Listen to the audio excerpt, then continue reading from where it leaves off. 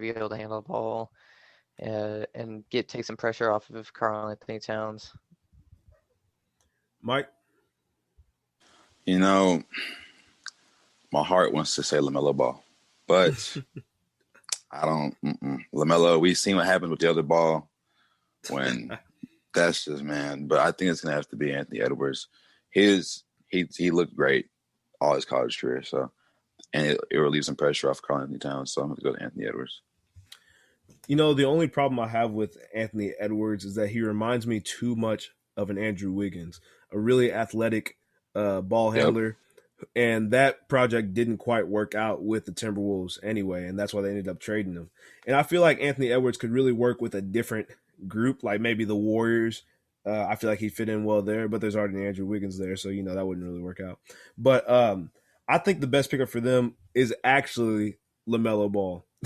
And I have reasons because it's definitely different, but I think he'll be able to space this floor a lot better with a shooting big man that can really stretch the floor like Towns, and just a lineup that I think is really young and is promising, even though they are in a tough, well, not really tough. They're just not a great team. They don't have a lot of experience, but I feel like a player like LaMelo Ball won't push them over the edge, but really just give them a better foundation for the future. But LaMelo Ball is my number one. I ranked him. I put LaMelo Ball, I have Anthony Edwards, and then James Wiseman in that order. And that's how I think it's going to go. But, I don't know, man. But enough about these players. Let's switch to coaches, man. What does the Van Gundy hire mean for Zion and the young core? And, Mike, I'm going to let you start this one off because we were just talking about how Mike D'Antoni wouldn't be a good fit with the Pelicans. But what makes Van Gundy good for the Pelicans? He has a lot of experience. And I think when you put someone with the rookie like Zion with potential, it could really bring out the best in somebody. I think Zion is a person that could really, not only does he attract fans, but he could really make an impact on the basketball court, not only just because of dunks, because of rebounding. And we've seen that he can shoot the ball a little bit too. But I think that Jeff Van Gundy could really bring out the best in Zion. And if not, then I don't know. But I believe that, he can do his thing. Yeah. Man, Zion is box office for sure. He'll bring in money regardless of if he's playing good. If he's not playing good, then, they're going to get rid of Van Gundy very fast because they don't have much time. There's usually a 6-year window with players to Zion's caliber that you got to try to at least compete and convince them to stay with your city. And if Zion doesn't get anywhere within that 6 years, I think he's gone. Brandon, what do you think about the Van Gundy hire? I think that it's just a really good hire. Like, he's got a lot of experience. Like Mike said, he'll be able to really mold these younger players into good stars. I think he's a great basketball mind. He's honestly an underrated coach. I don't see why he didn't have a job before, but I like this hire. Lucas, what about you? Yeah, I'm also a pretty big fan of this hire, just from seeing how he reacts to players in practice and stuff. And he's a fun ball handler. That whenever you get a video of him, doing his moves, he's pretty fun with it, pretty nice with it. But now I remember watching his Orlando Magic whenever they had Dwight, and I was like, yo, this is good. So I'm excited to see him back in the league. I think he'll do good. I think he'll do nothing but good for New Orleans. I really like that point of view you had because I really see him building that team a lot like that Orlando team that went to the finals. They didn't get the result they wanted, of course, but it was a very strong team, and it was basically just Dwight Howard, and he's such an athlete, such a young athlete, able to get the rebounds, able to get points for himself just by being bigger, and a whole bunch of shooters. And I think in a league nowadays, it'd be a lot like a Giannis project in Milwaukee. So I'm kind of skeptical about if they'll be able to push themselves over the hump. But the thing that Giannis doesn't have that Zion has is a budding star who's arguably going to be an all-star for years to come, and that's Brandon Ingram. I know Chris Middleton is there, but to be honest, Brandon Ingram is basically Chris Middleton, but younger. That's the way I see it, and I like it that way. I mean, he's an all-star, and I think he'll be an All-Star for years to come. I think they're in a little bit better position. So that's why I'm giving them a little bit more leeway on the whole surround with shooters thing. But yeah, I think Van Gundy will be able to teach Zion how to be a bully a lot like Dwight Howard was in Orlando. But that's enough of that. Now on to our last segment of NBA. We're going to play What's It Gonna Cost? So let me get my music queued up. Yeah, here we go. What's it gonna cost? So this game is pretty simple. I'm going to tell you what team you are and who you want, and you tell me what it's gonna cost to get that player. Like, what would you give up if you were this team? So, for instance, you're the Nuggets, but you want Giannis. So I said I'm giving up 3 first-round picks and Jokic. Yes, and Jokic. So, Lucas, what are you giving up? Confused on how this game works. Oh, man. Brandon, what are you giving up? We'll come back to you. I am not giving up Jokic. I think I can wait out for free agency because I think he'll leave anyway. So I don't want to give up anything right now. All right. Mike, what about you? I mean, I'd probably give up Jokic too for Giannis.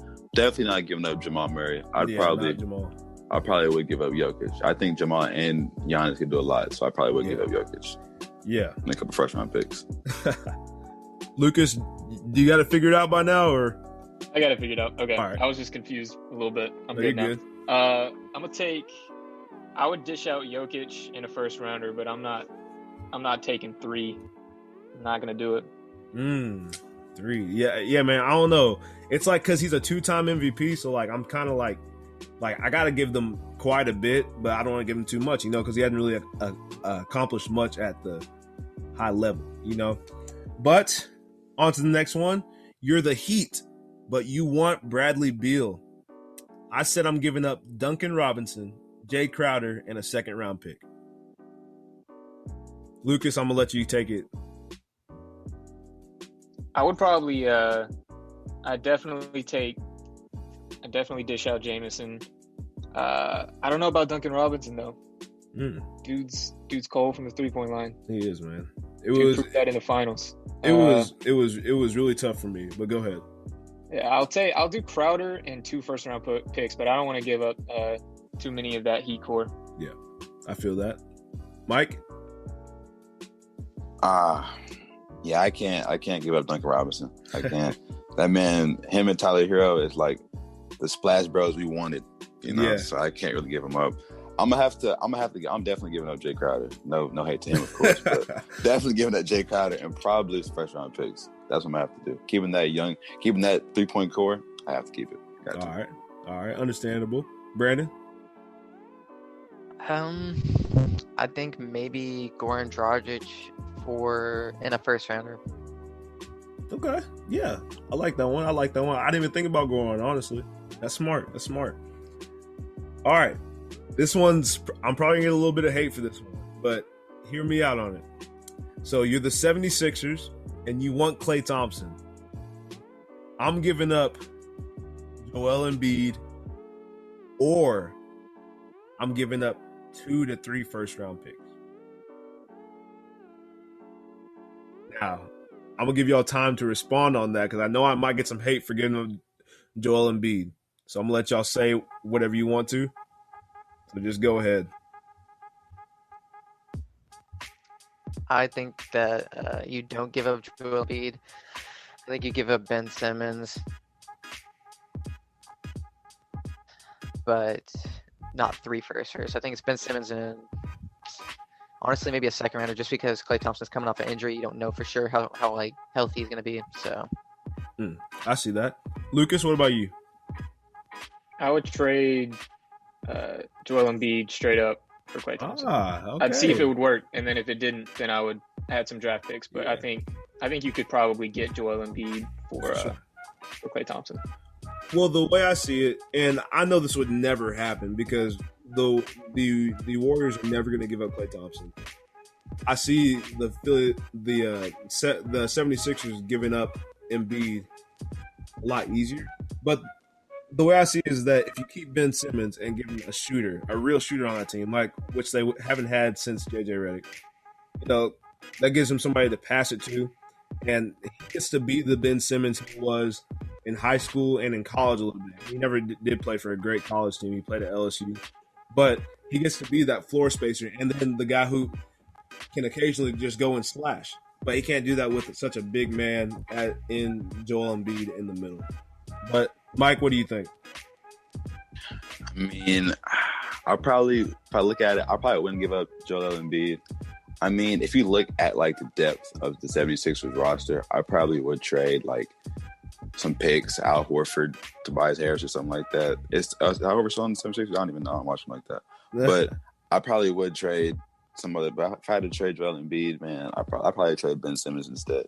We still got Shake Milton. That's my guy. Yeah, that's true. Yep, that's my guy. That's true. So yeah. All right, man. I know you guys said that you guys wouldn't trade Duncan Robinson. I mean, sorry. You're the Nets. Forget that. You're the Nets, and you want Duncan Robinson.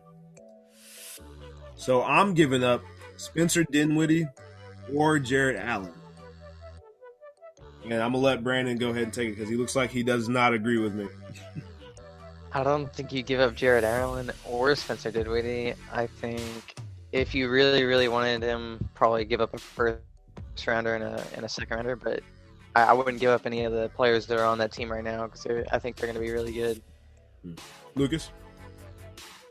I would give up Spencer Dinwiddie, 100%. You just not a fan? I mean, I like Karis LeVert better.